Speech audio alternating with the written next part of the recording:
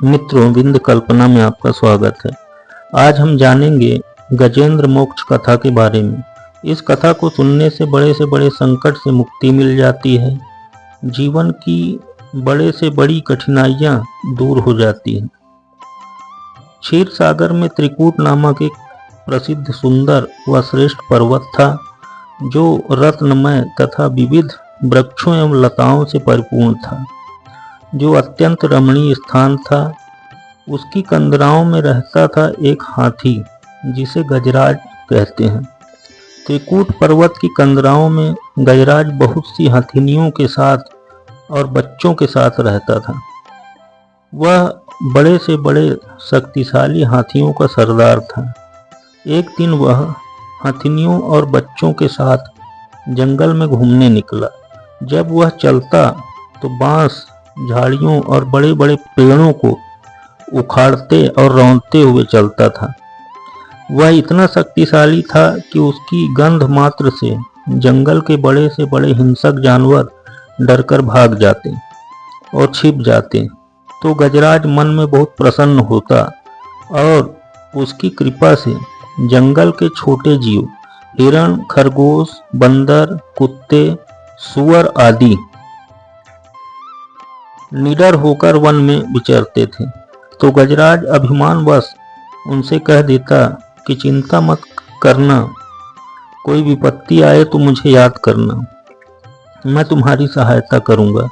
जब वह चलता तो धरती में कंपन होने लगता था।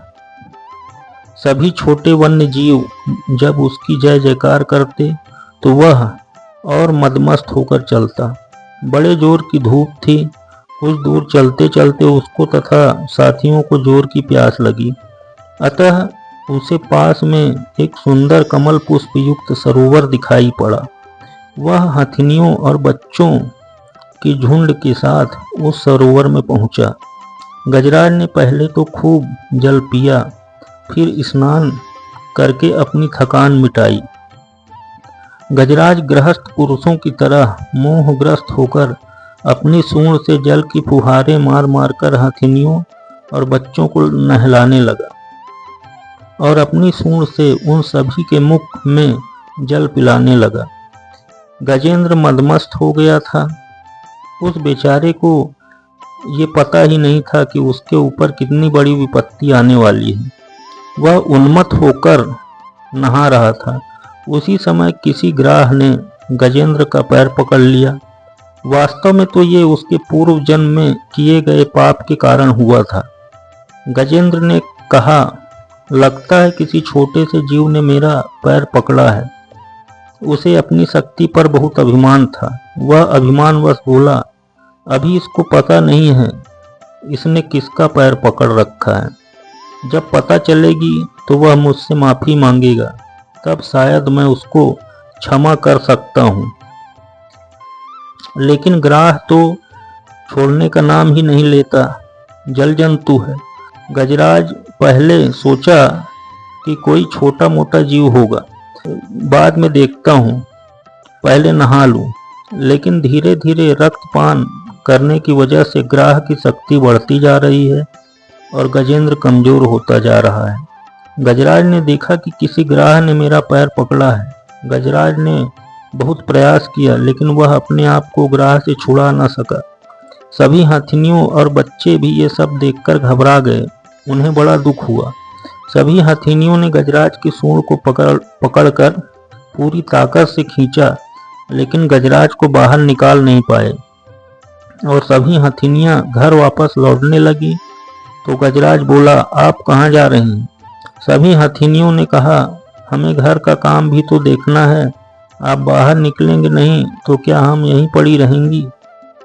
सब घर लौट गईं। बच्चों ने पूरा प्रयास किया, गजराज नहीं निकला। सब घर लौटने लगे तो गजराज ने वापस पुकारा। सब कहने लगे, पिताजी आप कई दिनों से निकल ही नहीं रहे, हमें भूख लगी है, हम क्या करें? सो बच्चे भी लौट गए। गजराज को छोड़कर सब चले गए। गजराज को बड़ा दुख हुआ और मन में कहने लगा,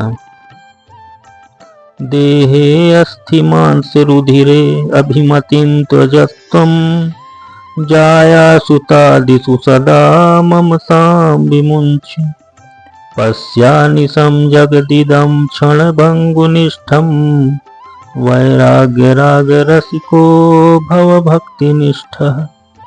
अर्थात यह शरीर हड्डी मांस और रक्त से बना रक्तपिंड मात्र है। यह मेरा अपना है, यह मानना छोड़ देना चाहिए और पत्नी पुत्र आदि को कभी अपना ना माने। इस संसार को दिन रात क्षण भंगुर यानी नष्ट होने वाला मानना चाहिए। इस संसार में स्थायी कुछ नहीं है, अतः किसी वस्तु को स्थायी समझकर उसमें मोह नहीं करना चाहिए। अतः दुनिया से वैराग्य और भगवान से अनुराग होना चाहिए।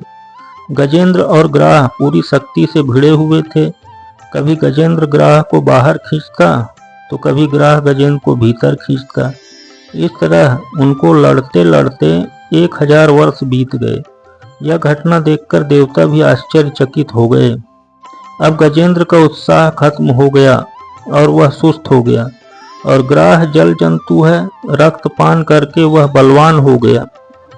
गजेंद्र अपने आप को असहाय पाकर व्याकुल होकर विलाप करने लगा और कहने लगा, जब मुझे मेरे बराबर के हाथी भी इस विपत्ति से बाहर नहीं निकाल पाए तो ये बेचारी हथिनियां और छोटे बच्चे क्या कर पाते। इसलिए अब मैं संपूर्ण विश्व के एकमात्र आश्रय भगवान की ही शरण लेता हूँ। अतः गजेंद्र ने मन को एकाग्र किया और भगवान की स्तुति करने लगा। इस स्तुति को गजेंद्र मोक्ष स्तोत्र कहते हैं। इस स्तुति की एक विशेषता है कि गजेंद्र स्तुति तो पूरी गा रहा है पर किसी देवी देवता का नाम नहीं लिया उसने।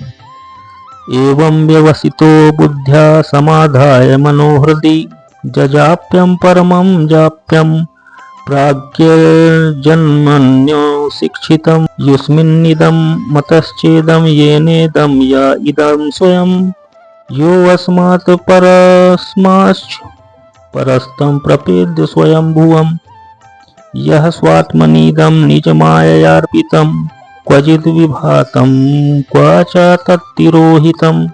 गजराज इस प्रकार से स्तुति कर रहा है। आकाश में देवताओं की भीड़ है। भगवान शिव कहते हैं कि मेरा नाम नहीं लिया तो मैं बचाने क्यों जाऊं। ब्रह्मा जी ने भी कहा, कम से कम मेरा नाम तो ले लेता। दुर्गा जी कह रही हैं, शेरा वाली पहाड़ा वाली बोला नहीं तो मैं क्यों जाऊं बचाने। ब्रह्मा दयो विविध लिंग भिदाभिमाना। हर देव देवियों को अपने नाम का अभिमान है कि मुझे पुकारा नहीं तो मैं क्यों जाऊं।